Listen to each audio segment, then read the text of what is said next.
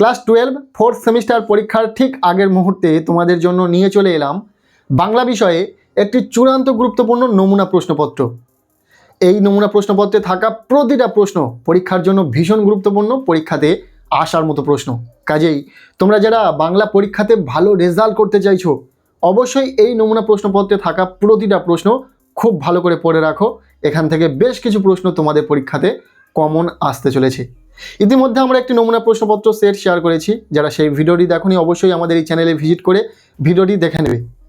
আর খুব তাড়াতাড়ি আমরা সাজেশনও দিয়ে দেবো বাংলা বিষয়ে গল্প, কবিতা, নাটক প্রভৃতি থেকে কোন প্রশ্নগুলো ইম্পর্টেন্ট রয়েছে, কোন প্রশ্নগুলো পড়া থাকলে তোমরা পরীক্ষাতে হুবহু প্রশ্ন কমন পাবে, সেই গুরুত্বপূর্ণ প্রশ্নগুলো বলে দেব। তবে আজকের এই ভিডিওতে যে নমুনা প্রশ্নপত্রটি রয়েছে সেটা একদম প্রথম থেকে দেখে নেওয়া যাক। একদম শুরু থেকে প্রতিটা প্রশ্ন দেখে নেওয়া যাক। প্রথমে রয়েছে একের দাগ। বলা হচ্ছে অনধিক 150 শব্দে যে কোনো একটি প্রশ্নের উত্তর দাও। এখানে গল্প থেকে দুটি প্রশ্ন রয়েছে, যে কোনো একটি প্রশ্নের উত্তর লিখতে হবে।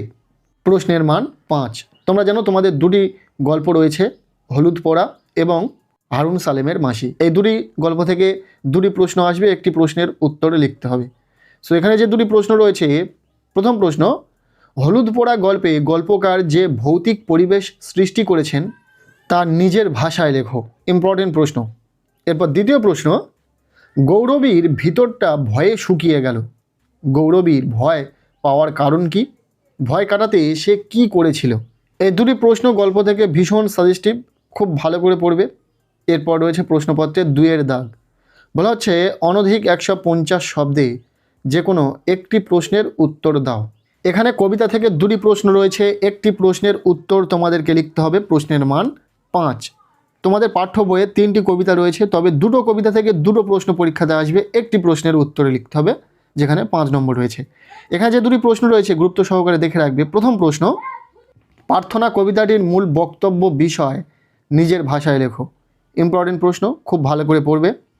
এরপর দ্বিতীয় প্রশ্ন, মৃত্যুর পাশ কাটিয়ে বাবা এলো, ছেলে এলো না। উদ্ধৃতাংশের আলোকে কোন দুর্যোগের ইঙ্গিত কবি পাঠকের সামনে তুলে ধরতে চেয়েছেন আলোচনা করো। এই দুটি প্রশ্ন ভীষণ সাজেস্টিভ প্রশ্ন, খুব ভালো করে পড়বে কবিতা থেকে। এরপর রয়েছে প্রশ্নপত্রের 3-এর দাগ। বলা হচ্ছে অনধিক 150 শব্দে যে কোনো একটি প্রশ্নের উত্তর দাও।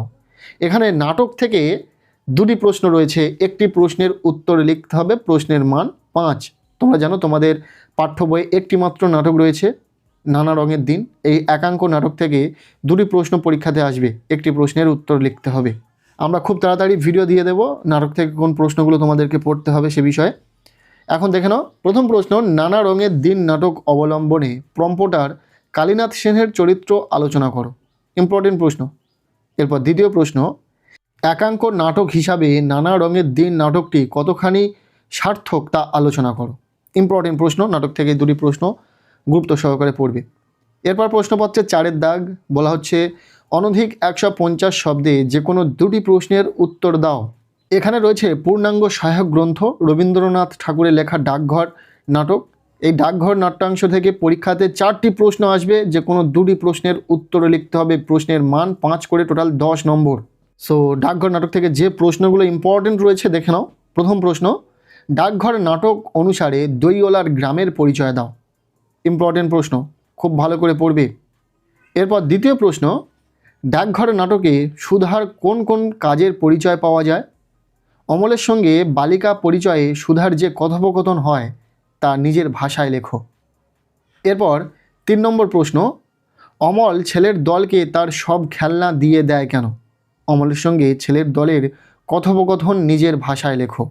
নেক্সট 4 নম্বর প্রশ্ন, ডাকঘর নাটকে সুধা চরিত্রের পরিচয় দাও। এটিও ইম্পর্টেন্ট। সো ডাকঘর নাটক থেকে এই যে 4টি প্রশ্ন বলা হলো, প্রতিটা প্রশ্ন ভীষণ সাজেস্টিভ প্রশ্ন, খুব ভালো করে পড়বে। এরপর রয়েছে প্রশ্নপত্রে 5-এর দাগ। বলা হচ্ছে 150 শব্দে যে কোনো একটি প্রশ্নের উত্তর দাও। এখানে বাংলা শিল্প সাহিত্যের সংস্কৃতি থেকে প্রশ্ন আসবে, দুটি প্রশ্ন আসবে, যে কোনো একটি প্রশ্নের উত্তর লিখতে হবে। প্রশ্নের মান 5। প্রথম প্রশ্ন, নব্যবঙ্গীয় চিত্ররীতির জনক অবনীন্দ্রনাথ ঠাকুরের শিল্প প্রতিভা সম্পর্কে আলোচনা করো। ইম্পর্টেন্ট প্রশ্ন, খুব ভালো করে পড়বে। এবার দ্বিতীয় প্রশ্ন, বাংলা চলচ্চিত্র পরিচালক মৃণাল সেনের অবদান লেখো। বাংলা শিল্প সাহিত্য সংস্কৃতির ইতিহাস থেকে এই দুটি প্রশ্ন খুব বেশি গুরুত্বপূর্ণ রয়েছে, কাজে খুব ভালো করে পড়বে, কেননা এই দুটির মধ্যে থেকে একটি প্রশ্ন পরীক্ষাতে আসার সম্ভাবনা অনেকটা বেশি রয়েছে। এরপর প্রশ্নপত্রের শেষ দাগ নাম্বার 6 দাগ বলা হচ্ছে, নিম্নলিখিত যে কোনো একটি বিষয় নির্বাচন করে নির্দেশ অনুসারে কম বেশি 400 শব্দের মধ্যে একটি প্রবন্ধ রচনা করো। এখানে দুটি প্রবন্ধের বিষয় থাকবে, একটি প্রবন্ধ রচনা তোমাদেরকে লিখতে হবে, সেখানে 10 নম্বর রয়েছে। এখানে মূলত দুটি বিষয়ে প্রবন্ধ রচনা থাকবে, বিষয়ের গভীরে প্রবেশ এবং মানস মানচিত্র।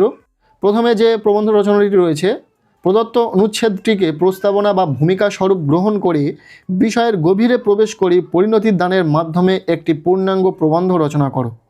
প্রবন্ধের বিষয় সংস্কৃতি ও ঐক্য, ইম্পর্টেন্ট একটি প্রবন্ধ রচনা, খুব ভালো করে তোমরা প্র্যাকটিস করবে। এরপর দ্বিতীয় রয়েছে, প্রদত্ত সূত্র বা তথ্য অবলম্বনে একটি প্রবন্ধ রচনা করো। এখানে মূলত জীবনী আসবে, বিষয় রয়েছে জীবনানন্দ দাশ, জন্ম, পিতামাতা, শিক্ষাজীবন, কর্মজীবন, এগুলো কিন্তু সব উল্লেখ করা থাকবে, তোমাদেরকে আরও ভালো করে গুছিয়ে লিখতে হবে। সো এই ছিল বাংলা বিষয়ে একটি চূড়ান্ত গুরুত্বপূর্ণ নমুনা প্রশ্নপত্র।